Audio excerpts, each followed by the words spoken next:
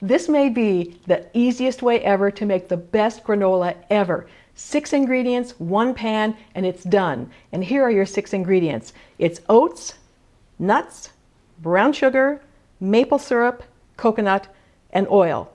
That's all you need, and let me show you how simple this is. We're going to basically dump everything together. You could dump it into a big bowl like this, and then you'd stir it up like that, and then you put it into the pan. If you don't want to wash the bowl, you can do it right in the pan. This is the best part. Everything goes in here. Now, before I actually put it all on here, let me just tell you about the oats. I'm using regular oats. Now, you can use Quaker oats like this, not the quick cooking, but regular oats.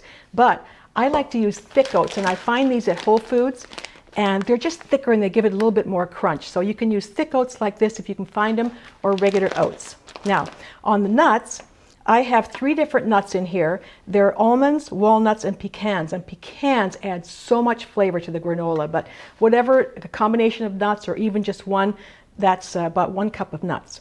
Now the brown sugar, it's a third of a cup of brown sugar. This is regular light brown sugar. This is real maple syrup, not pancake syrup, but real maple syrup. Coconut is sweetened flaked coconut.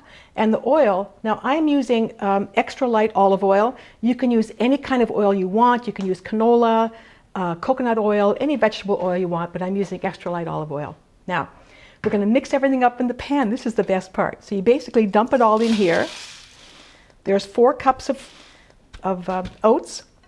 The 1 cup of nuts goes in here. The 3rd cup of brown sugar. This is a 1/4 cup of the pure maple syrup. You just kind of drizzle it on. Doesn't matter where you put it, it's all going to get mixed up. This is about 3 tablespoons of that sweetened flaked coconut. Okay? And 3 tablespoons of my extra light olive oil. Here we are. Okay, that's it. Now we're going to mix this up, and you do it with your hands. I like to use gloves, but I forgot my gloves again. Could somebody please give me my gloves so I can mix this up? Somebody? Anybody?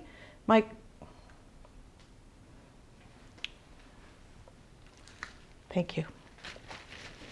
Anyway, it's a messy job, so gloves do make it easier, but you have to just do it by hand and wash your hands. Okay, so you just mix. It's messy, which is why the gloves work on this, and you have to really kind of smush it together and get everything combined. Okay. All right, so you just pat it all down like that, and now it's going to go into your preheated 325-degree oven for 30 to 35 minutes, but we're going to start checking it at 20 minutes because we need to stir it. So you set your timer for 20 minutes, and then we're going to stir it and put it back in and keep checking it every 5 minutes after that.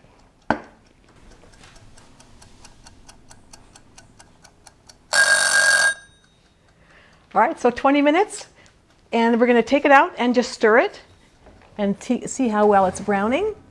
Okay, so there it is. Now you just take a spatula and you just kind of get under it and turn it around. It hasn't browned too much yet, but it will brown pretty quickly. And you notice that I did not even grease the pan. You know, it's hardly sticking at all. You don't even need to grease the pan. All right, so now you just kind of get it back to the edges. You can do that by shaking, just like that. And then back into the oven for probably about 10 minutes, but we're going to check it every 5 minutes until it's done. Okay, it's time to check on it again. Here it comes. Now, it's been a total of 25 minutes so far. You just kind of stir it up again, usually away from the edges, because the edges are where it'll brown a little bit more, just to kind of balance it out. Just stir it around, turn it over a couple times. Shake the pan, the hot pan, shake the pan, get it back in the oven for 5 more minutes. Okay, it's now 30 minutes, time to check again. It browns pretty quickly as it gets going, so, all right. Here it is at 30 minutes. Now, you might think this is done, but to me, it's not done, and I'll tell you why.